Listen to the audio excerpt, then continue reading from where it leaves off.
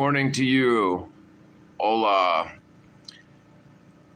Hope y'all are having a blessed day. Shabbat shalom. Please give us a big old thumbs up there if you can hear me loud and clear. I would much appreciate it. Although I will be able to confirm it from my end here shortly. So before we do anything, let's just make sure that we are indeed streaming, which I think we are live.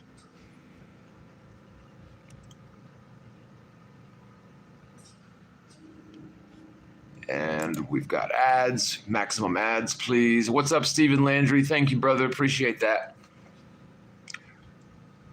And yeah, I think we're good to go. So I've got a bunch of good stuff, a couple funny things to talk to y'all about today, or at least I find it funny. We are live. Thank you, Mr. Mark. Okay, and then once this comes up here, I'm just going to mute it so I'm not echoing there to y'all. All right. BC Bud rocks, yeah. It's so freaking legal everywhere now. It's hard to say if they still have the niche on that market, right? Because I guess showing my age a little bit, but I grew up in an era where simple possession of marijuana would get you locked up for a long time, right? How far we've come, though, right? In certain states, anyways. And of course, the laws never stopped me or my friends growing up anyways. You know, if people want to smoke pot, people are going to smoke pot, whether it's legal or not. You know what I mean? And, I wear that as a badge of honor, really. If the creator of all things put green plants here, for people, for medicinal purposes or whatever, who are they to try to call that illegal and put people in cages like animals for something that there's no victim. If you go and smoke a joint, where's the victim in that crime, right? Absolute nonsense. But we live in an era where the feast of nonsense rules the day, doesn't it? So like the laws, the prohibition laws of marijuana apparently stemmed really from the likes of the DuPont company, right? They were introducing nylon and other synthetic fuels and synthetic fabrics into the world markets, way back when. And hemp, marijuana products are a huge blow to the synthetic fuels and fabrics markets, right? Because you can make pretty much anything out of hemp, right? Everything from fuel to polymers, like anything, like soaps, ropes.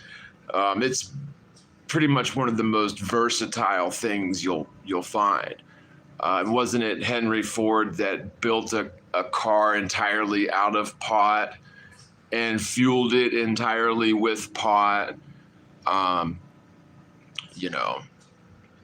Decades and decades ago. But of course, the powers that ought not be on this world, they decided that it's much more lucrative for them and their shareholders to get the entire world addicted to foreign oil, to petroleum, right? That's apparently very toxic for the environment, toxic for the water, the air. Is just terrible pollutant, apparently, a non-renewable resource, but it makes them rich. So, who gives a damn about us or our grandkids, right?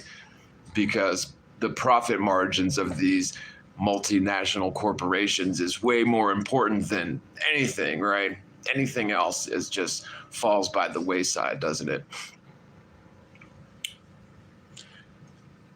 Never recognized the law against a plant, never made sense. Yeah. And, I think that it's our duty as sovereign individuals, if they if these motherfuckers, too early for that, right? And I shouldn't be saying cuss words anyway. It just slips out sometimes. But if these MFers, you know, if they want to enact laws or get in between our pursuit of happiness with these unjust laws, I believe we have a moral imperative, a responsibility to resist those laws, or so if you're in the military or if you're in the police and they give you orders that are unjust, you have a responsibility to disobey those orders. And I think civil disobedience goes even further than that. Like when these MFers are writing laws, in order to put people in prison for smoking a joint, we should have resisted that a long time ago. But of course, they're not dummies. They use propaganda. Like, go back and watch the old black and whites, like Reefer Madness, which were exactly propaganda campaigns paid for probably by the likes of DuPont, in order to demonize pot, to give people all kinds of, misinformation about it, misunderstandings about it, to the point where, so my grandfather's generation, he always kept several decanters filled with assorted kinds of liquors in the house. And he wasn't like a drunk or anything, but he drank all the time, if that makes sense. But he was all fine with alcohol, but he was one of the types that he thought that marijuana was like the worst possible thing that anybody could ever do. And he had never tried it. Like, it was all based on propaganda. He had probably been around people that were on it, but he just didn't know it. All of his experience with pot was based on literal propaganda. And so, like, people from that generation, like the World War II generation, the boomers' parents, right? They were all very much deceived and misled into believing this total lie that alcohol is okay, but pot's an evil drug that people should be put in prison for doing.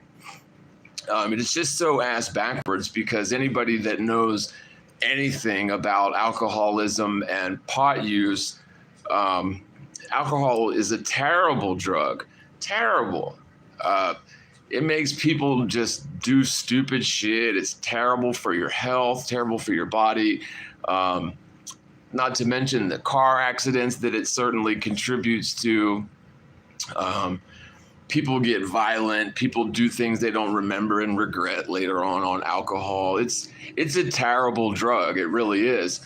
But because it's technically legal and because it's socially acceptable, people are fine with that. And, I'm not going to sit here and demonize alcohol that much. I've drank alcohol my whole life. I don't really drink anymore. Like, you'd be hard pressed to catch me drinking maybe 2 or 3 times a year, honestly. It's very seldom that I drink. Sometimes I'll get a wild hair up my butt and I'll get a hankering for alcohol, and I might get a couple of beers, and that'll be it for 6 months or a year. But there are some people that are terribly addicted to alcohol that can't function without it. In fact, luckily I never personally got too into liquor, but there was a time in my life when I was working full time outside of the house, where if I didn't have a 12-pack of beer basically every day, I'd be taking stuff to the pawn shop to go get a loan to get beer. Right. I mean, I got pretty bad with it. And I wouldn't say that it was a physical addiction, but I would definitely say for me personally, it was more of a mental addiction. Because, let's face it, when you're working full time outside of the house and, you spend the majority of your time away from home doing something you absolutely hate, and then, maybe a quarter of your day is spent in traffic dealing with that. It's all very stressful.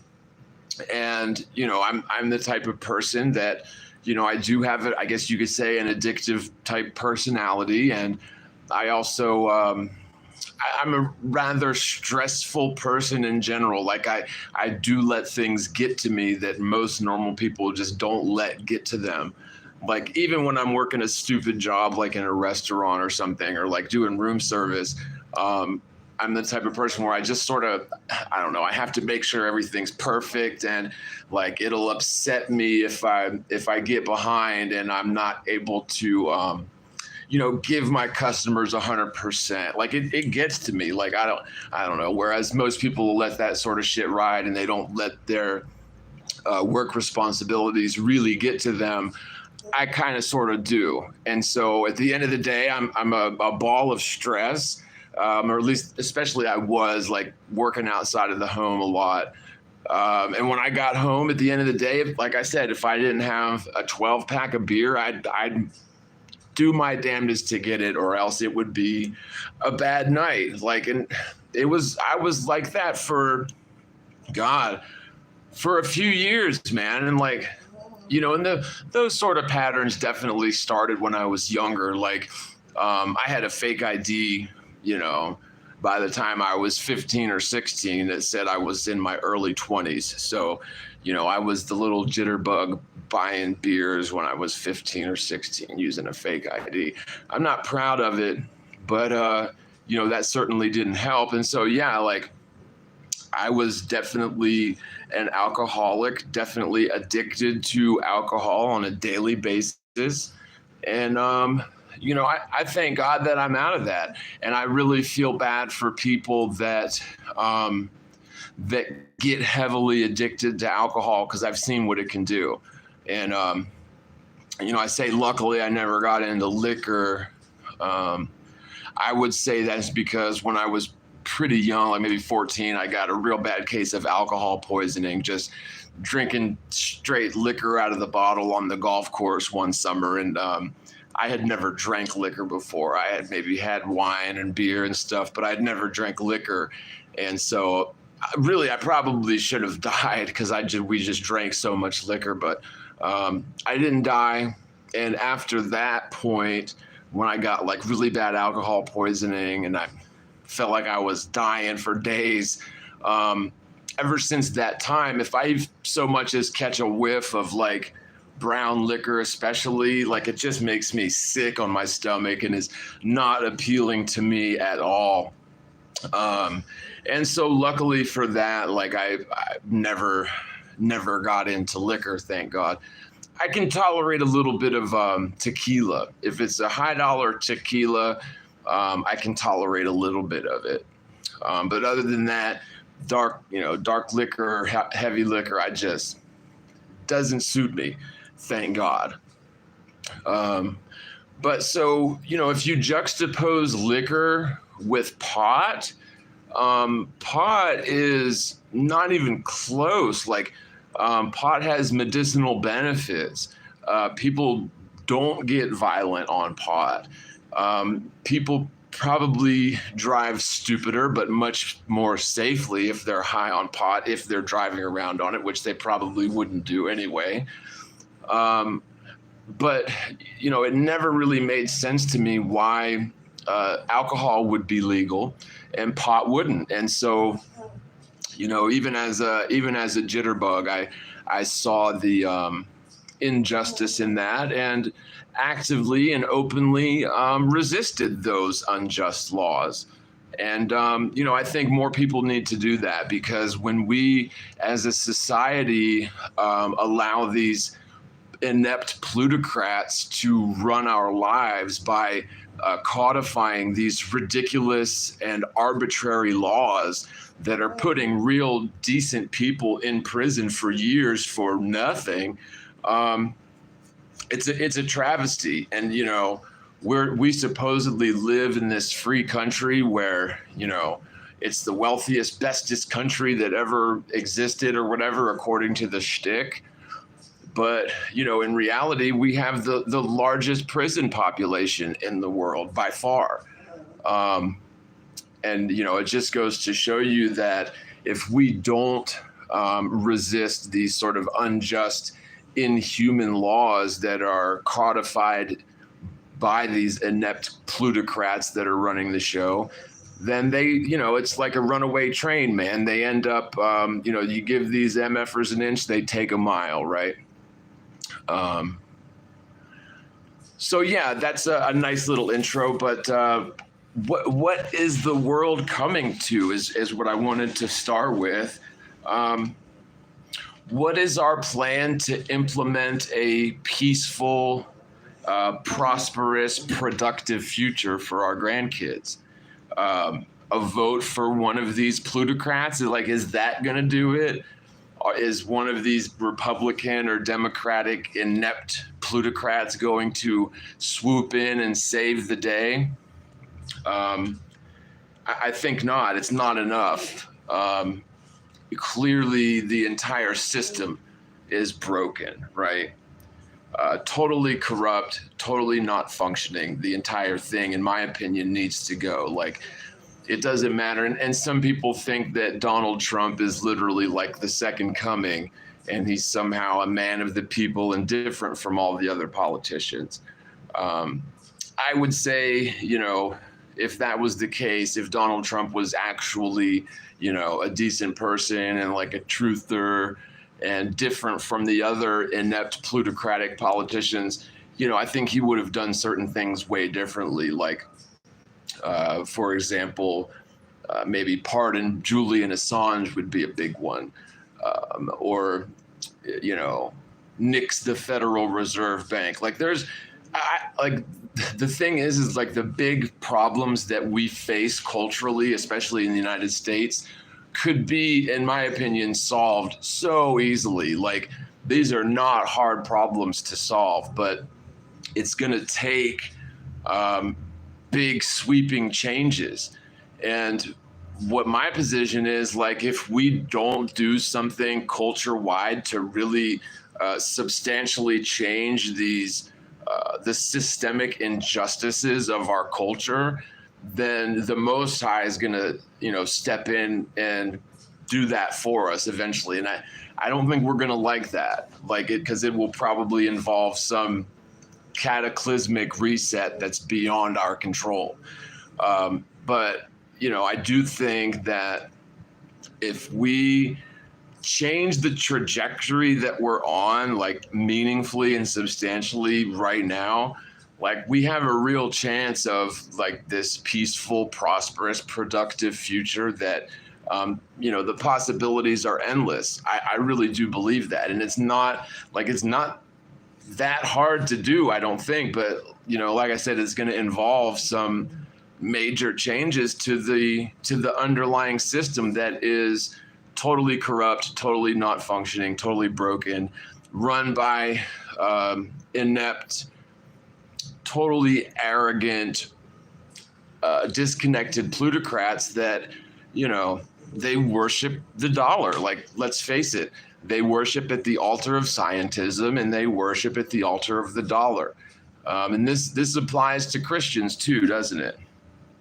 The last politician to really, at least verbally, commit to nixing things like the Fed, the CIA, the IRS was JFK. And there's some debate as to what actually happened with that, but the cover story is that JFK was vocally against the Federal Reserve and vocally against the IRS and vocally against the CIA. And of course, the mainstream narrative is they gunned him down in the streets in broad daylight, the president that everybody loved, right? And so since then, what politician has even come close to running on a platform of actual change and meaningful change and meaningfully getting us away from these deceptive pyramidal power structures. Maybe you could argue that, oh God, what's the guy's name? Ron Paul was close when he ran, but, you know, that's arguable. Now, part of me, you know, looks back at the JFK story and thinks, well, you know, this guy was definitely, you know, one of these elite families. He definitely grew up in the Ivy League environment. He was definitely one of the boys as far as the insider, you know, groups go. So really, why was he so daft as to announce from the rooftops that he was going to, you know, nix the Federal Reserve, nix the IRS, and the CIA and others? I mean, it's almost as if, wouldn't he have known that they were going to respond drastically to those sorts of claims from the president? And so it makes you wonder. And it is debatable, like what actually happened with JFK. We're not going to get into that today, although it is something that it's definitely worth looking into. I may end up doing a video on looking back, another look at the JFK thing and my take on it, because I do have some sort of unique perspectives on certain things, but we won't get into that today. The fact that none of the current politicians vying for presidential power, even in like, you know, the current races, have even mentioned anything about the, you know, the Fed or the IRS or the CIA, or any of these important issues that we could actually change like overnight for huge benefit to mankind and the world at large. You know, it doesn't look good for the Republican Democrat political system in terms of them, you know, draining any sort of swamp or pulling the country up by its bootstraps. Like, I just don't think it's going to happen from within the, you know, from within the construct of this ass backwards, inept, arrogant political system that is basically set up to reinforce the status quo, basically set up to continue cranking out drones or like NPC type people from the public educational system, people just sort of smart enough to operate machinery and function as a cog in this overarching machine, and just daft enough not to ask questions about, you know, the inconsistencies or to consider the discrepancies in the official narrative that are abound for sure. But, you know, two things that, and I'll just give two examples of things that we could change today, and by this time next week, the world would be a better place. So one big thing would be to nix the Federal Reserve, which is the biggest scam that's been foisted on the American people for over 100 years. Stealing our wealth and siphoning it to private banking interests since 1913. Stealing our wealth and basically acting as spiritual vampires through the hidden tax of inflation. And it's like the talking heads on the news are baffled as to what is this inflation and how can we stop it? It's intentional. It's built into the system that they have been robbing us blind with for over 100 years.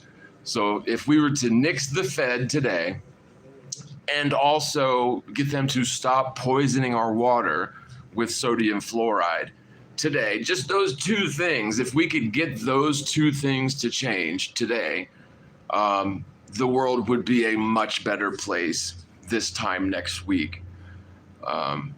And that's just two things. I can tell you a lot of different things that are just so obviously stupid that we're doing on a cultural society level. That would be so easy to just stop doing or change, and just think of how much better a place the world would be with just those two things. Bring back silver and gold certificates, yeah. I mean, yeah, you have to have currency. Like, that's the thing. You do, to have a functioning modern society. You have to have currency. It comes with the territory, right? It's the nature of the beast. It's like we went to a commercial there. Sorry about that. But the thing is, we don't have to have a currency system set up so that it is basically siphoning our wealth away from us, right out from under our noses, by the devaluation of our currency. It's like the oldest trick in the book, and they've been getting away with this for over 100 years. And yet, people that are aware of this are still, and it's a very hard thing to break, but we're still on their leash. We're still forced to participate in this system where if you don't use their monopoly money, their fiat currency, then you don't participate in modern life. Like, it's not possible to function in this realm without participating in your own enslavement through the use of this fiat currency that is set up to enslave us by stealing our wealth through inflation. Slave tokens, yeah. And yeah, I'm feeling it. Like, we're almost out of the woods here in our situation. You know, we're staying in this hotel, and he's liable to come and run us out of here any minute. Like, I owe him money, and it was due again yesterday, and so right now I owe the man like $600 or $700, and I think I've bought myself through the weekend because I am expecting a little money to hit Monday. But I guess a shameless plug, if anybody out there wants to help us get through this, and hopefully by Christmas we'll be out of here and into the trailer, God willing. Like, I put up a video the other day with it. It needs a lot of work, but we've got a lot done. You should have seen it before. Like, the ceiling's done, which was a big thing, and I'm very happy that that's done. There's a lot of work that still needs to be done with it, but like before, it was just filled floor to ceiling with junk. Like, it was bad. But so I don't know exactly how we're going to do it, but somehow or another, we've got to hang on to this hotel for another couple weeks until we get that ready. Or we're going to be living in the car until the thing's ready. I don't know. But so links are below if you want to help. Shameless plug there.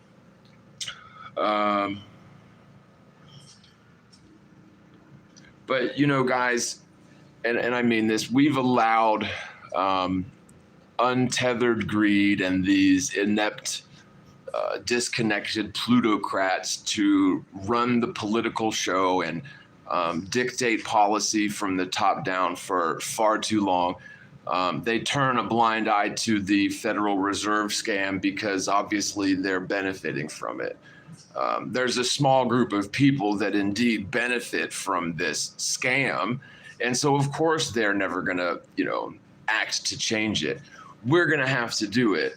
And, of course, we're going to be labeled as social pariahs. We're going to be labeled as all kinds of nasty things, right? But at the end of the day, we've got to stand up for what we know to be right. We have to speak truth to this insanity. Like, it's literally insanity. The way that things have gotten so far down the rabbit hole of unfettered capitalism, unfettered greed, running the show from the top down. Like, when you've got the medical industry getting in the way of cures, that's a problem. When you've got the educational system stunting the intelligence and cultural progress of our children, that's a problem. And all of this stems from the fact that the money supply is tainted, damn it. Like we're dealing with spiritual wickedness in high places that literally has the power to control and dictate our very currency, which is a scary thought. They've got the politicians in their back pocket, which is why even simple things like stop poisoning our damn water with sodium fluoride still aren't happening, even though they've been caught red-handed lying with the pseudoscience of the American Dental Association. Like, at what point did they stop? Like, do we have to file a class action lawsuit against whichever companies are responsible for putting the fluoride in our water supply? Maybe that's what we need to do. You know, I don't know. I'm asking y'all, but something has got to change. Like, and I'm all about solutions, but you know, how do you solve people that have carte blanche authority to literally poison everyone's water supply? Like, that is, to me, it's so absurd. And yet we have a bigger issue with scientism just running rampant in the educational system in the form of the heliocentric lies, right? I mean, even the very ground that we walk upon is not off limits to these MFers, because they don't want us realizing that that God is real. They don't want us realizing that Earth is it. Like, the physical plane is it. Like, we're not going to one day travel to some distant planet or travel to Mars and escape like the shithole that we've created here on Earth. That's not going to happen. That's a pipe dream, which actually segues us nicely into the next part here. So we're going to get into some articles here about the one-way ticket to Mars first, okay? And so what this is a CNN article. And I like wanted to say maybe y'all guess and tell, like, keep in the back of your mind and guess what year this was, but I'll just come out and tell you they wrote this article. This is from 2013. Okay. So just keep in the back of your mind, this article is from 2013, and it's again from CNN, and it's about a one-way ticket to Mars. Apply now. So this is I'm quoting from Elizabeth Landau and Ben Brumfield from CNN.com. Step right up and prove why you should get a one-way ticket to Mars. Well, wait, you might want to know a little more about the venture first. Yeah, like one-way ticket to Mars, that seems a little dangerous, doesn't it? Okay, so a Dutch company called Mars One began looking Monday for volunteer astronauts to fly to Mars. Departure for the Red Planet is scheduled for, get this, 2022, landing 7 months later in 2023. So now that we're in December of 2023, this has proven to be absolute nonsense, of course. Like, well, we probably weren't saying it at the time because there weren't a lot of flat earthers out there in 2013. But luckily, that's all changed for the better. But it says, the space travelers will return to Earth never. Let me repeat that. The space travelers will return to Earth from Mars never. They will finish out their lives on Mars, allegedly, representatives from this non-profit company said. The CEO, Bas Lansdorp, another Star Trek character, he says, quote, "It's likely there will be a crematorium. It's up to the people on Mars to decide what to do with their dead." So basically they were saying in 2013 that in 2022, last year, they were going to be sending a bunch of people to Mars that were going to finish out their lives on Mars. The one-way ticket makes the mission possible because it greatly reduces costs, and the technology for a return flight, get this, doesn't exist, according to Mars One's website. So let's read this part again. It says here, still the company has said it has received more than 10,000 emails from interested would-be spacefarers. The one-way ticket makes the mission possible because it greatly reduced costs and the technology for a return flight doesn't exist, people. At a news conference, Lansdorp maintained that no new inventions are needed to land humans on Mars. Wow. The biggest obstacles, he said, are financial. The company has revealed some of its sponsors and hopes to gain more via media coverage. It's not clear whether enough money will be collected in time. So, let me just get this straight, though. So did the people that signed up for this 10 years ago in 2013, did they get their money back? Or like maybe, well, let's just continue reading, but I am curious.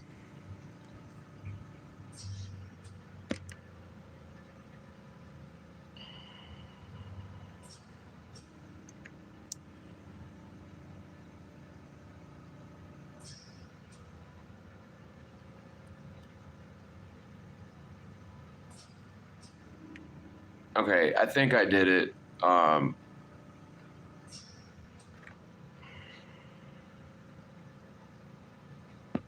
There, the Roach, your moderator. Okay, so there you go. I think I just gave you a wrench, the Roach, so that way, okay, sorry about that. So where was I? Sorry, just a little chat hiccup there, you guys. So he's saying no new inventions are needed to land humans on Mars. NASA says, yes, Mars could have hosted life. The biggest obstacles, this guy said, are financial. The company has revealed some of its sponsors. Okay, so I read that. I'm sorry. All right, so here we go. There are also practical issues. Can the kinks in having a sustainable system for people to survive in such a harsh environment be worked out by 2023? He says, questions of reliability and robustness have to be answered before we can leave the Earth, said Grant Anderson of Paragon Space Development Corporation, which builds life support systems and is joining the Mars One grift. It says here, anyone may apply for a fee. The company announced a casting call. Isn't that like terminology for when you're making a movie, like casting call, cattle call? The company announced a casting call for candidates at a news conference in New York City. Anyone 18 or older may apply via video, but there's an application fee. $38 for U.S. applicants. This money will fund the mission. So if they said, what did they say, 100,000 people? No, 10,000 emails at $38. So let's say all 10,000 of those people, that's not that much money. Not that much money at all. So how are you gonna fund a mission to Mars for like less than $1 million or whatever, guys? That doesn't seem to add up. Okay, let me just continue reading the article. Mars One wants to build a colony that will be able to grow with an ever-expanding crew. The group has a plan for testing the technology that would transport people and things. The group wants to launch a supply mission that will land on Mars as soon as October of 2016. A settlement rover will land in 2018. And I wonder, did any of this stuff actually happen in 2016 or 2018? I think not, but I could be wrong. Maybe they did it and didn't tell anybody. The landing systems will be tested on a total of 8 times before they're used to transport humans, which Lansdorp says would make this much safer than the moon missions. The colony's budget came in at about $6 billion, Lansdorp said. The $6 billion is for the first crew that goes there. Now, correct me if I'm wrong, but didn't Elon Musk SpaceX spend $5 to $10 billion just to launch a single rocket that exploded like not that long ago, like last month, and the one before that, like 6 months ago? Both of them exploded before they made it into space. So how does it cost $5 to $10 billion to launch a frickin' firework into the sky, but it will only cost $6 billion to get an entire crew to Mars living there, as if that was actually a thing, right? By comparison, NASA's rover Curiosity, and we're going to get to rover Curiosity here in a minute, but by comparison, NASA's rover Curiosity, the most advanced and biggest robot to ever traverse Mars, is a $2.5 billion mission. Right, so it costs $2.5 billion to send a remote control car to Mars, but it'll only cost a little more than double that to send a bunch of human beings to Mars. Malarkey. These motherfuckers are full of it, man. Such liars. Absolute nonsense, man. Come on. But people are so gullible, they actually believe it, and even worse, people actually send them money to not go to Mars ever, because such a thing isn't possible, you guys. Of course, we know that. But what a grift. Like, just totally shameless, man. Where exactly the $6 billion will go, I lost my place here. I skipped over. Oh, here it is. Okay. Where exactly the $6 billion will go remains a mystery.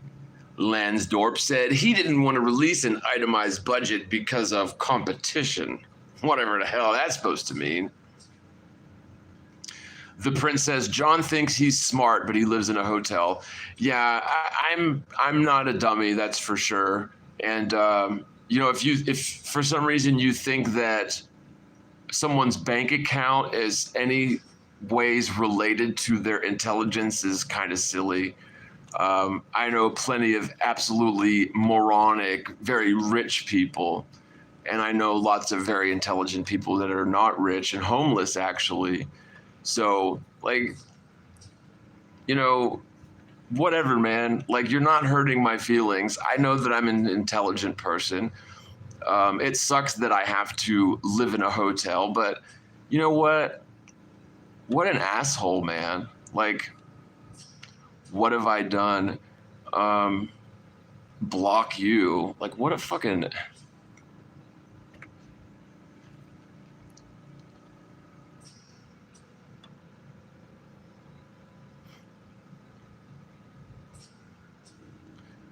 Yeah, well, there's just some mean people out there, man. And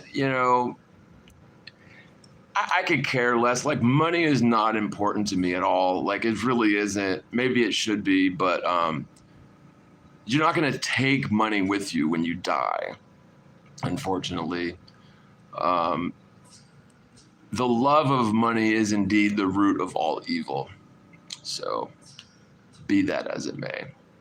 It says Mars 1 intends for a second crew to join the first one in 2025, and more will follow regularly. Each flight will carry 2 men and 2 women, so reproduction on Mars would be feasible but not intended. Wouldn't they have to get there first in order to reproduce on Mars? Isn't that kind of a thing? Like, wouldn't they have to get there first? We will certainly not send couples, Lansdorp said.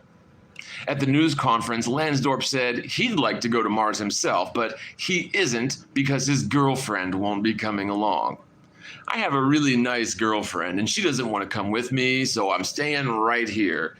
So the guy who's overseeing the whole thing ain't going, right? He's going to send everybody else. Okay, so...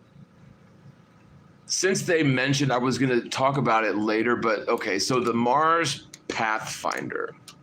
But isn't that just so typical? Like, these billionaires, these big companies can take in people's money, trusting, maybe if not gullible people's money to one day go to Mars on a mission, right? And then never go. Isn't that fraud? Especially if they know that they're never going. Yeah, I think that would be considered fraud, would it not? I guess you'd have to prove that they knew they were never actually going, because of course you can't go to the lights in the sky, right? See, that's one of the big things about the heliocentric hypothesis, right?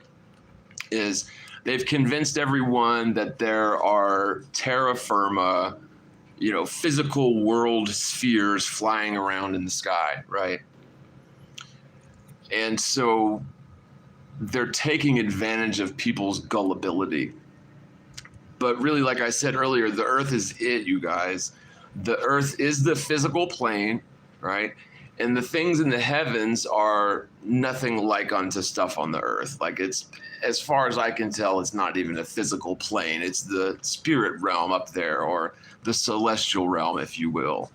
But flesh and bone or nuts and bolts craft ain't going up there. I believe it's a mystery of the Creator that we weren't necessarily intended to crack, beyond our capacity to understand what's actually going on up there, I believe. Maybe we'll be proven wrong about that one day, but they've definitely snowed everybody and convinced us since we were just little kids that, the terra firma spheres flying around in space are potential destinations, which is, that's a huge, insidious pile of nonsense. And, again, once you realize that the Earth itself doesn't have curvature and is demonstrably at rest, then the heliocentric model falls apart. The concept of spinning sphere, terra firma planets flying around in space goes right out the window with it. But of course, they're still to this day selling tickets to Mars. Let me just say real quick, Elon Musk said, and this was a lot more recently, so juxtapose the $38 application fee to go to Mars back in 2013 that ostensibly at least tens of thousands of people applied, maybe way more, who knows. But now, April 18th of 2022, Elon Musk says that $100,000 in hypothetical price point for a ticket to Mars should be affordable. He says almost anyone can work and save up and eventually have $100,000, right, Elon? He said in an interview, Musk aims to send about 1 million people to create a city on Mars in the coming decades. So what's 1 million times 100,000? Maybe he can afford to buy him another Twitter, right? What a dunce. Yeah, so it went from $38 back in 2013 to $100,000 in 2022 to not go to Mars.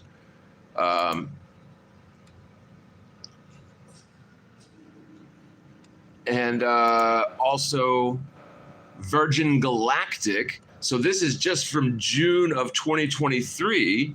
The price for setting foot on the Virgin Galactic spacecraft, not even to go to Mars, is $450,000. To purchase the ticket, you must pay $150,000 in advance, and as a deposit, $25,000 are non-refundable. The first sale made by the company was more than a decade ago when the project was still in its infancy.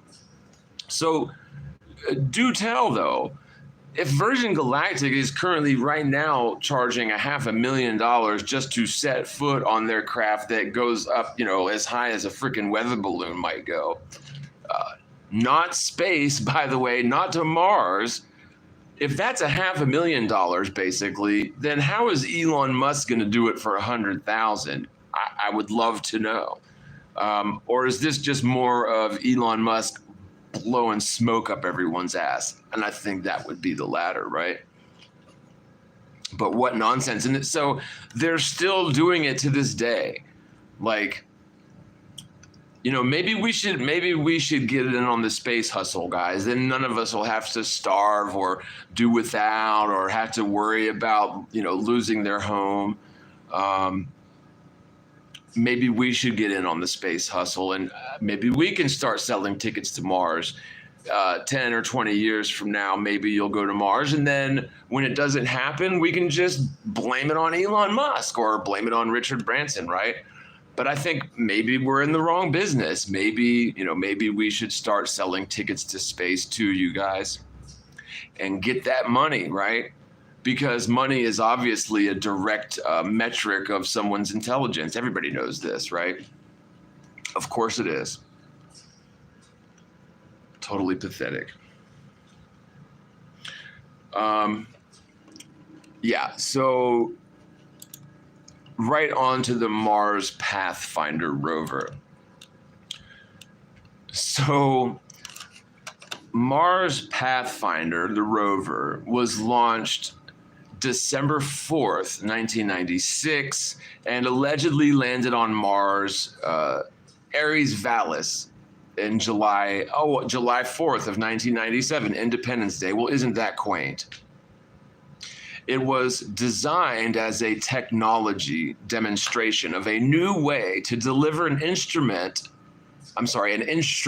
lander and the first ever robotic rover to the surface of the red planet, allegedly. Pathfinder not only accomplished this goal, according to the liars at NASA, but also returned an unprecedented amount of data and outlived its primary design life. Both the lander and the 23-pound rover carried instruments for scientific observations and provide engineering data on the new technologies being demonstrated. Included were scientific instruments to analyze the Martian atmosphere, climate, geology, and the composition of its rocks and soil. But here's the thing. So I'm just going to skip through some of this. What the point is the Mars rover was only supposed to function for like a year at the most. Like they said, 90 Mars days, right? So that was its initial life expectancy on Mars. But now here we are. So that was 1996, 97. So this can't be the rover. I know that maybe there's a more recent one. And I don't want to say the wrong thing, but these remote control cars, basically, they sent up to Mars on rocket ships, allegedly. And these things function for decades. Now, could you imagine, do you remember as a little kid getting the little remote control cars, even maybe the nicer, more expensive ones? Could you imagine one of those things functioning every day flawlessly, say in a harsh environment, like out on the beach or something, and way harsher than any normal beach, right? Functioning for decades without ever having to do any sort of repairs or maintenance on it, never having to change out a battery, never having to change out a tire, never even being able to look at the damn thing, let alone, pick it up and clean the gunk out of the nooks and crannies of the mechanics parts, right? How stupid do they think we are? Could you imagine an old RC car functioning properly for decades without any sort of maintenance? It's just absolutely absurd. And the cost for the Mars rover was in the billions of dollars. I'm sure I'm not finding it off the top here, but it was super expensive. Way more expensive than they're claiming it's going to cost to send human beings to Mars to go live out the rest of their days on there. But again, seeing how we are now at the end of 2023 and they never sent anyone to Mars because you can't. At what point do we nix NASA? Flat Earth Effect says mass psychosis allows them to tell us such bunk. Yeah. Indeed. Yeah, it is. It really is. It is a grand delusion. It is a great deception that has fooled the entire world, but not anymore. Like, we are definitely on to this scam. But at what point, do they know we know the emperor doesn't have any clothes on, people? Like, NASA's way been caught, and like now they're having to draw up plans to like retire the ISS, and they're never sending anyone to Mars, even though they've already sold the tickets for years.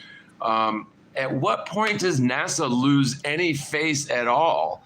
Like, there's no other industry where you can be, well, other than the financial industry, of course, but other than NASA and the Fed, there's no other industry where you can just be an absolute catastrophic failure in everything you do and still get, the United States government to prop your ass up and fund you with tax dollars and pay you an interest or whatever the case may be. With NASA, it's tax dollars, and with the Fed, it's like they've got us by the balls and we're paying their interest with our tax dollars for 100 years. Like, but it's just so ass backwards. And, I might not be a smart man, but I do know what 100-year-long grift is. And I just really, I shudder at the thought of us allowing NASA to continue their absolute grift for another, 20 years or another 40 years to get them to the 100-year mark. Like, are we really going to let NASA get to 100 years with their scam? I sure hope not, you guys. I sure hope not. I hope that we're able to, with our work, with our collective energy, with our exposing of NASA as a fraud and as a liar, with our exposing the deception of the heliocentric model, I really do hope and pray that we're able to prevent NASA from going on for a grand total of 100 years. Like, that would be nice if we could stop that. At least stop that one thing, right? And maybe stop them from poisoning the water too. Like that, I would feel like mission accomplished, honestly. But we shall see. Let's see here. And there was one other thing. Well, yeah, one other thing here. So the top 10 NASA inventions. There's an article here. It's from science.howstuffworks.com. Because I've really been, in my spare time, I've been trying to figure out, like, what exactly the hell has NASA done with all of these billions and billions of dollars over the years, spending over $20 billion a year now on space exploration and the ISS and these different projects that they have. Like, what exactly are they accomplishing to make our lives better? And, they have a lot of claims about these inventions that they make, but I was able to confirm that the first patent ever awarded for something invented in space was allegedly the Don Pettit's Zero-G coffee cup that I highlighted in the last video that I put out. To me, that's amazing, because NASA does a lot of braggadocious about, all these inventions that they come up with every year, when in reality, it doesn't appear like they invent anything. And the stuff that NASA does invent, the inventors are not astronauts, other than the one thing that Don Pettit did, the coffee cup. But so, according to science.howstuffworks.com, the top 10 NASA inventions,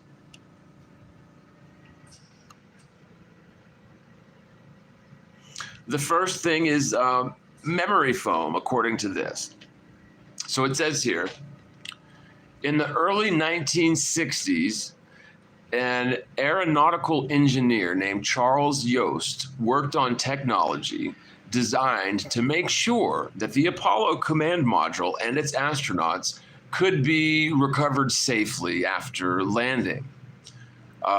That experience came in handy 4 years later when Yost was tapped to help NASA's Ames Research Center develop airplane seating that could absorb the energy of crashes and increase passengers' chance of survival. And anybody that's ridden on an airplane, like, forgive me if I'm wrong here, but are they talking about the little flotation devices, the little, like, styrofoam type seat cushions? Like, is that what they're talking about? And by the way, this guy Charles Yost, as far as I can tell, was not an astronaut, so he'd never been to space. But so this memory foam, Yost created a special type of plastic foam that had the seemingly miraculous ability to deform and absorb tremendous pressure, then return to its original shape. Okay, so they're talking about like the memory foam beds and cushions. Yeah, that's what they're talking about. So again, not even invented in space. This is just a guy that happens to be a smart guy on NASA's payroll. And I bet he doesn't even live in a hotel. He's so smart. I mean, that's pretty damn smart, you know. If a guy doesn't live in a hotel, he must be a fucking genius, man. Must be a fucking genius. Okay. So researchers discover that the slow spring-back foam, as it was called initially, not only made passengers safer, it also made sitting for hours on long flights more comfortable because it allowed for a more even distribution of body weight. So let me get this straight. You're in a plane crash. The thing's going down into the ocean at 600 miles an hour. The pilot's telling you to, you know, kiss your ass goodbye or tuck your head between your knees and kiss your ass goodbye or whatever. But thank God you've got NASA cushions under your ass, because it's going to do what? Like, what exactly is that going to do? I don't get it. Like, how much safer are you really because of that foam, the memory foam seat? That's what I want to know. I guess this guy Yost probably made a damn fortune on it, though. It says, since then, memory foam has found its way into scores of applications.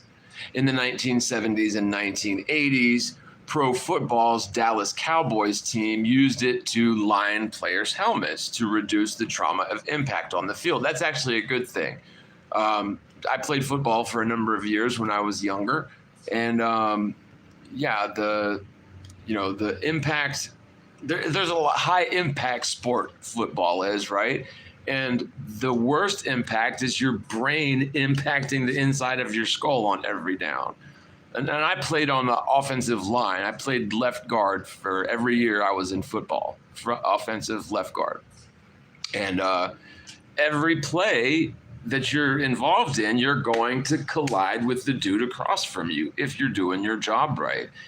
And the thing is like, yeah, it's a lot of fun, and it doesn't really hurt, but over time it causes brain damage, especially, you know, people that play professionally for many, many years. Over time, all those collisions, there's many concussions going on in your head. So, but again, I just don't see how that memory foam is really going to do much to, I mean, maybe it would mitigate some of it, but I just don't see how that's avoidable. Like, it's a violent collision every play, like it really is. And memory foam in the helmet, again, you know, I could see that being a bit helpful, but so here's my question though. So if this memory foam that was invented by NASA, if NASA is making money on all of the memory foam that is sold, you know, through their patent or whatever, shouldn't the U.S. taxpayers be getting part of that? Like, because we did invest in NASA with our tax dollars, did we not? Like, how exactly does that work? Like, that's what I really want to know. Like, because again, I don't think NASA really does much of what they say, but they certainly have invented some things, right? Not in space, but on the ground, on, you know, people that are not astronauts inventing things on the ground on payroll. But shouldn't we as taxpayers be sharing in the profits of that sort of thing? Like, I want to know, like, the legal, like, how does that work? Any corporate attorneys out there, I'd love to know, like, when do we get paid back on our investment into scams like NASA? Because we're never going to damn Mars, people, in case you hadn't figured that out. That's not going to happen. Hold on, that's probably my landlord. Hello. Hey, Amir. Yeah, listen, my direct deposit did not hit, and I told the other guy that came last night, it might not hit till Monday. Can you give me till Monday? Okay, I understand. All right, thank you. Okay. Okay, thank you. Bye. Okay. Sorry about that, y'all. So he gave me till Monday. So that's a load off. Thank God, because I was kind of worried he was going to come and throw me out today. By the way, if I didn't say, if y'all want to help me keep my home here, the links are below. PayPal, Patreon, Cash App, all that. It tears my nerves up. Yeah, it was. It was The Office, Tasha. Is it Tasha or Tasha? I'm sorry. I know a girl in Kansas that spells her name just like that, but it's Tasha, not Tasha. So I don't want to get it wrong. Sorry. Okay, so on to number 9 thing. God, that's a load off. Like, I know it's not much, but like, if I was to pan my camera around, I mean, we don't have much stuff, but it's just not going to fit in my car. So whatever don't fit in the car, if he does run me off, then I just had to leave behind. And if y'all saw the video of the trailer, it just ain't ready yet. I don't know what the hell we're going to do. I'm trying to get down there this weekend to get some work done on it. But it's just so damn cold, man. Yeah. Okay, so anti-corrosion coating. This is the number 9 thing.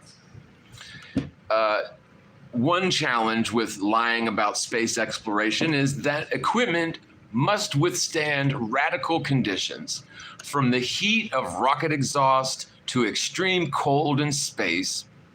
Surprisingly, one of the most destructive forces is the corrosive effect of saltwater-laden ocean spray and fog? Wait a minute. In space? Well, hold on a minute. Okay, maybe I'm misunderstanding this, but if they're talking about saltwater-laden ocean spray and fog in space, then I'm lost here.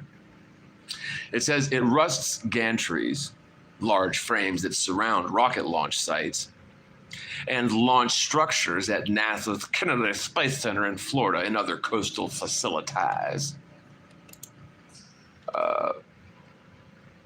Fortunately, in the 1970s, researchers at the agency's Goddard Space Flight Center discovered that coating the equipment with a protective layer containing zinc dust and potassium silicate would help thwart the costly rusting. In the early 1980s, a company called, it says Inorganic Coatings, I was about to say Ignorant Coatings, a company called Inorganic Coatings Inc., used the concept to produce a non-toxic water-based coating. IC531 zinc silicate, which readily bonds with steel and dries within 30 minutes to a hard ceramic-like finish. The coating has been applied to bridge girders, pipelines, oil rigs, dock equipment, buoys, trailer, you name it. But perhaps the coating's most celebrated application came in the mid-1980s when 225 gallons of it were applied to the inside of the Statue of Liberty to help curb further deterioration of the century-old iconic figure. So, okay, again, so there's no individual that has a patent on that, it doesn't seem.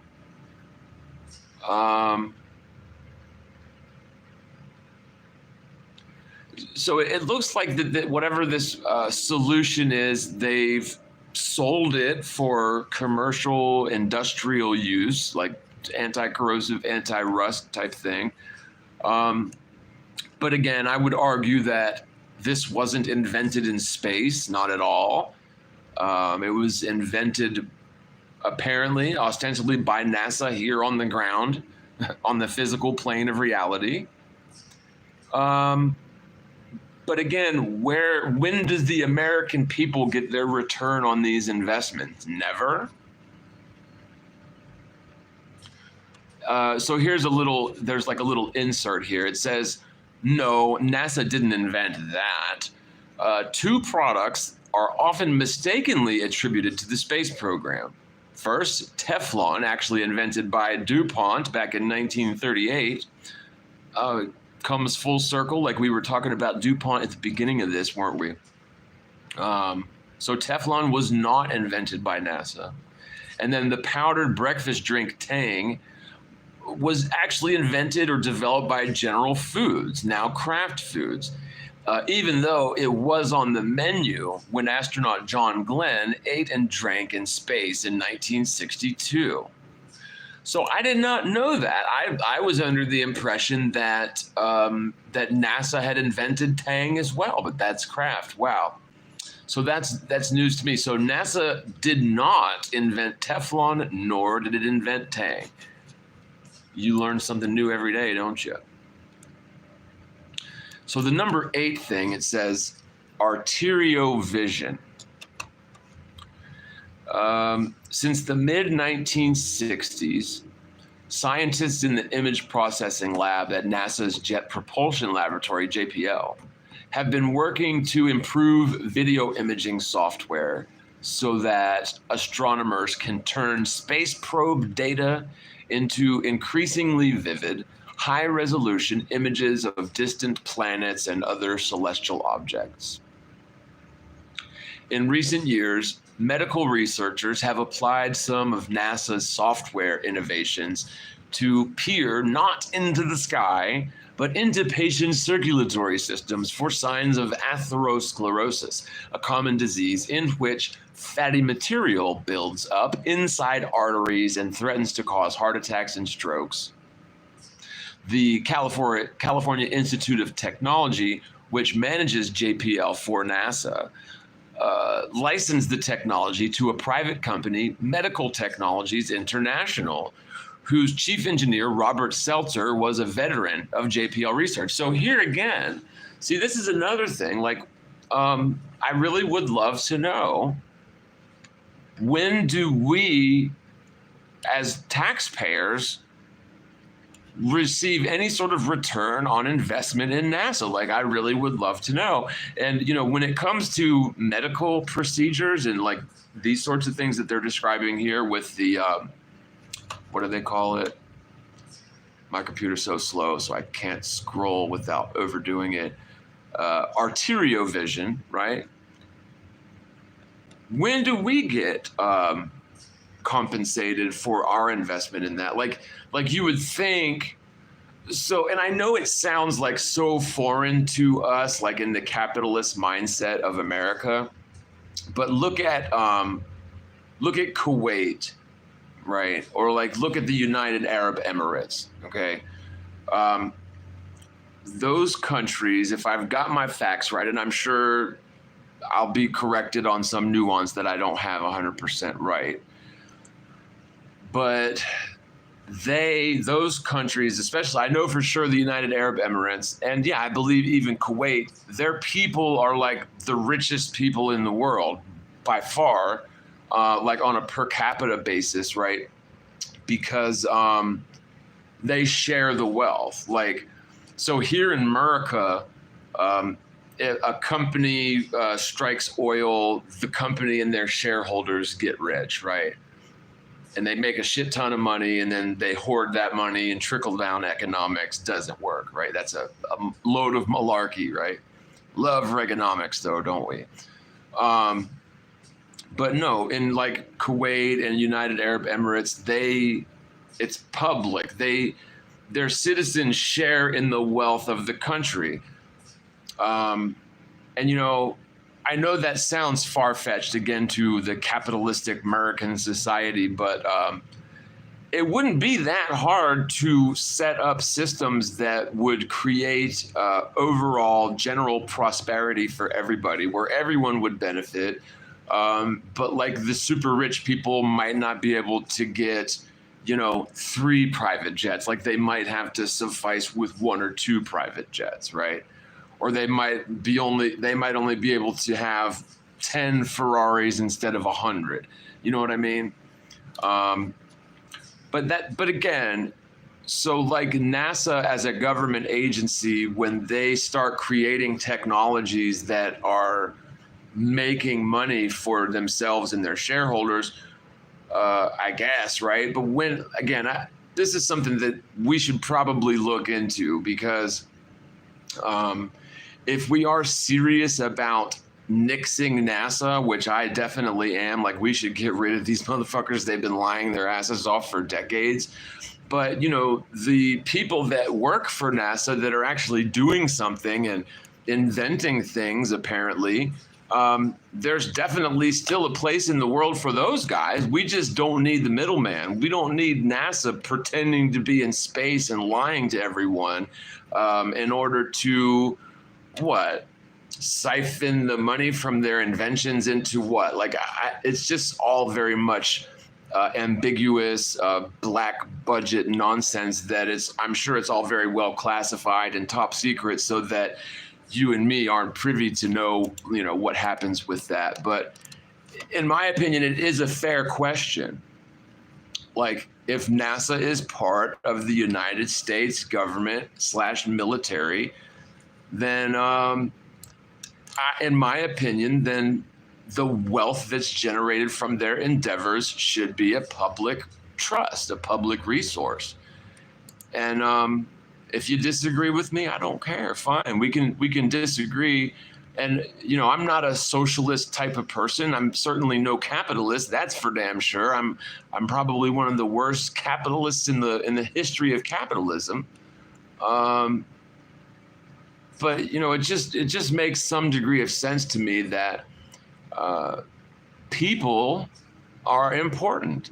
Corporations are set up to fulfill some public works, fulfill some public trust, but corporations aren't actually people. And, you know, if you've got investing shareholders in a corporation or a public trust, it just seems, you know, logical to me that we would end up getting some benefit from that. But hey, what do I know? I'm just some genius living in a hotel. The number 7 thing, the cochlear implants, COCHLEAR, cochlear. I almost don't want to know what this is, but the cochlear implants, this is also from the late 1970s. So far, the first 4 things from the NASA's top 10 list of inventions are all from like the 1970s. So the first one, the 1960s. Yeah, memory foam was from the 1960s. God, this computer's slow. The anti-corrosion coating didn't say a year. Oh, from the mid-1980s. Oh, hey, can you not do that, please? Can you shut that, please? Thanks. Yeah, also, all of NASA's best inventions are coming from the 1970s and the 1980s, for whatever that means. But so, okay, the cochlear implants in the late 1970s, Adam Kissia Jr., a hearing impaired engineer working on the space shuttle program at NASA's Kennedy Space Center knew all too well the shortcomings of conventional analog hearing aids. They simply amplified sound entering the ear without clarifying it. In an effort to solve this problem, he put to use his knowledge of NASA's advances in electronic sensing systems, telemetry, and sound vibration sensors. He came up with the concept for a new type of hearing aid, an implant that would produce digital pulses to stimulate the auditory nerve endings, which would then transmit the signals to the brain. Wow. Kithia went on to work with BioStem, a private company, to develop the new device.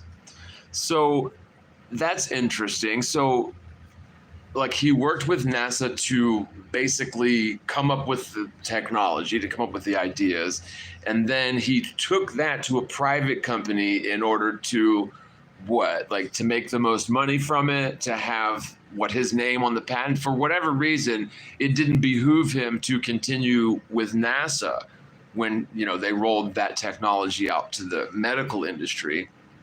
But at the end of the day, it's not like they were going to have to share it with the general public anyway. But again, this guy, not an astronaut. So the cochlear, the hearing aid implants, were not invented in space either. The number 6 thing was scratch-resistant eyeglass lenses. This is from 1972. I've never seen a dime of those profits either. I'm sure none of y'all have either. Even though, we are taxpayers in the Ponzi scheme that is NASA investing of tax dollars. Oh, and I remember hearing about this one before. This is one of the most popular NASA technologies that everybody uses on a day-to-day basis, because NASA is a staple in our modern lives. So the number 5 thing is remediating the environment, emulsified zero-valent iron. Everybody has those, right? I know I've got 5 on the way. It says, not really. After NASA launches a shuttle into space, a slew of fuel and chemical wastes remain on the launching pad and the surrounding area. One compound in particular, trichloroethylene, also called trike, takes a long time to break down naturally in the ground. It's also known to cause health problems, including harmful effects to the nervous system and to the nervous system and development. The situation becomes more alarming when one considers the fact that cleanup wasn't really a priority during the heyday of NASA's shuttle program before the mid-1970s.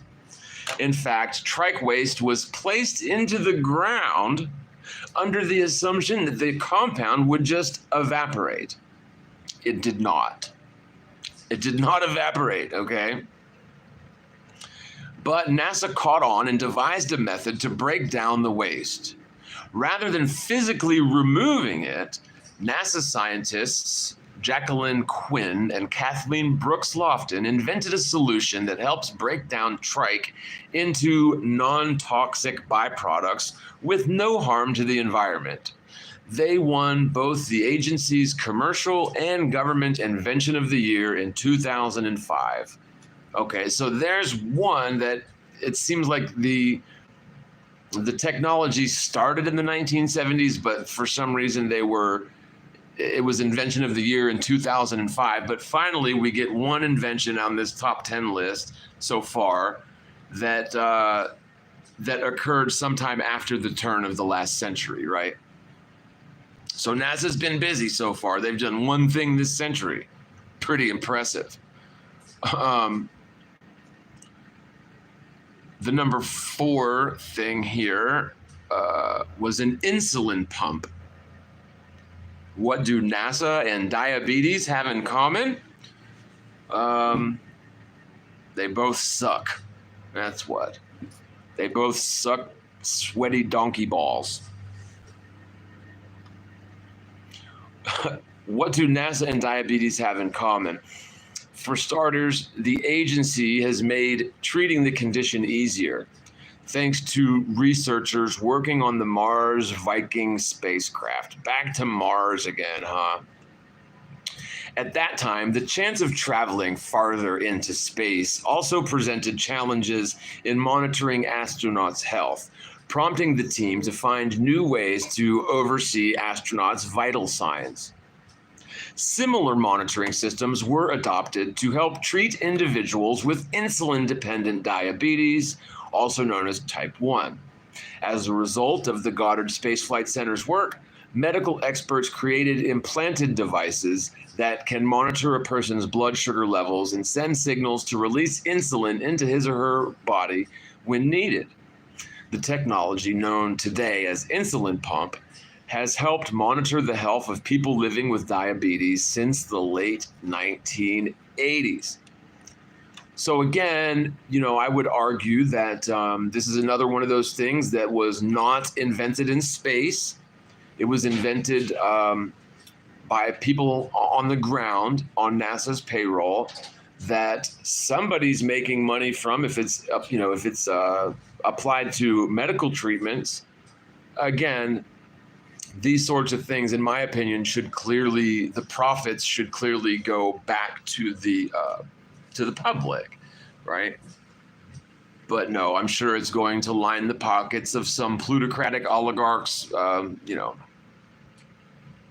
coffers or whatever, right? Number 3 thing, life shears. After a NASA space shuttle trades Earth's atmosphere for the depths of the galaxy, it detaches itself from the rocket boosters. The technology responsible for making that flawless transition also boasts life-saving uses on the ground. Alongside High Shear Technology Corporation of Torrance, NASA helped develop life shears in 1994, so very recently in NASA terms, 1994. A type of cutting equipment that comes in handy during emergency and rescue situations. The invention's strengths draw from its reduced cost, weight, and noise, all of which place less stress on victims and rescuers when compared to large hydraulics and hoses required for waiting on my computer here. Come on, baby. Oh, I went way too far that time.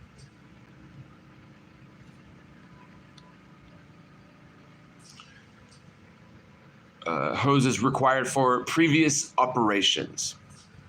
Instead, these shears are pyrotechnically actuated, meaning they draw a charge from a pyrotechnic reaction within the device's cartridge.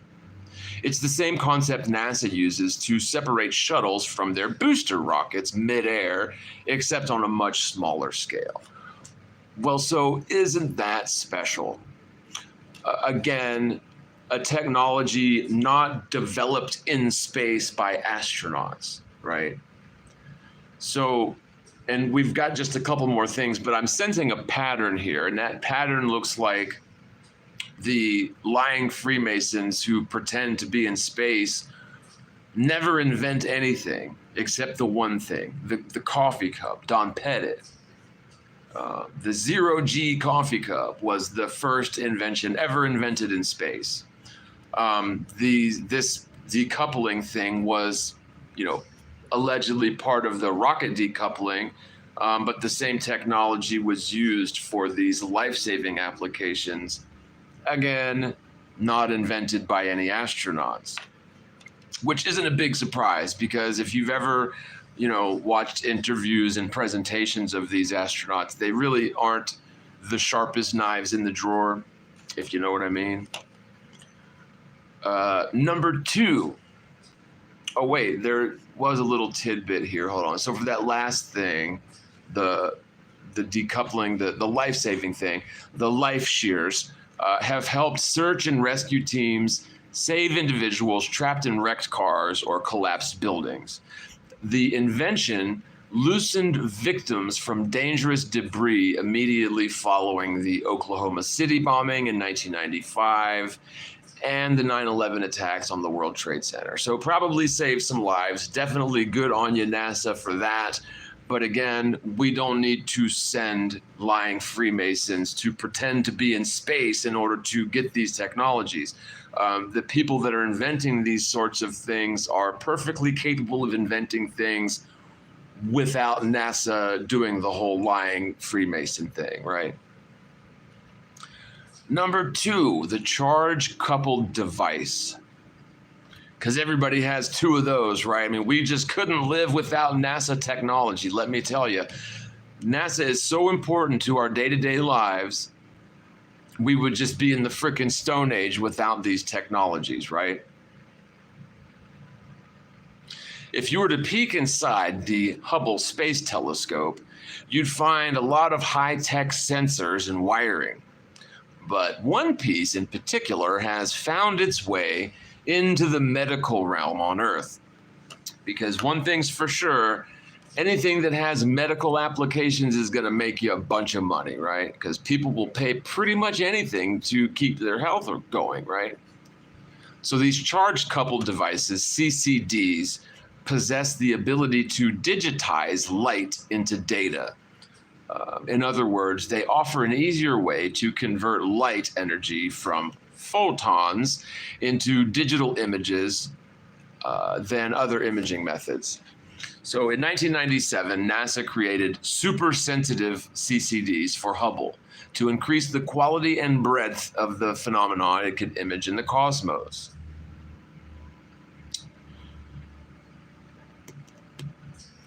But the LORAD Corporation picked up on the idea for a new way to scan female patients for breast cancer. Just as the super-sensitive sensor allowed Hubble to gather more details about structures and events in space, the CCD allows doctors to perform more precise tests on women who may have breast cancer. So definitely, anytime there's medical advances, that's great. Maybe that's the one redeeming thing NASA has ever done in all of its time is to help women, screening for breast cancer. But again, I would argue that that technology was also not invented by astronauts, the liars pretending to be in space. So there's one thing out of all this list of 10 that I think, the world probably wouldn't be the same without. And finally, the number one thing, water filters. Maybe it'll help us get some of that fluoride that they're putting in our water out. Let's see. Even though astronauts do their jobs miles away from Earth's surface, they still rely on basic necessities that we may take for granted. Take clean water, for example. Yeah, we take that for granted. We take it so for granted, we don't even get clean water here on the ground. So how does NASA ensure that their water is safe? This question spurred the agency to create special water filters in the 1970s, so again, we're back over 50 years, to make certain astronauts, I think it should say to make sure certain astronauts had clean water in space. Working with Umpqua Research Company in Oregon, NASA crafted filter cartridges that use iodine to clean water supplies from the shuttles. This technology, called the microbial check valve, has gained momentum in cleaning water for municipal plants. I wonder how it works on sodium fluoride, the developmental neurotoxin they put in all municipal water sources, practically speaking. It has paved the way for devising other ways to filter the resource for human consumption. Such filters become especially importante in areas where chemicals have contaminated groundwater supplies. So yeah, water filters. So that was the top 10 inventions from NASA. Now, if you're thinking that's a pretty lackluster list, I would agree. If you're thinking none of those things appear to have been invented in space, you'd be right.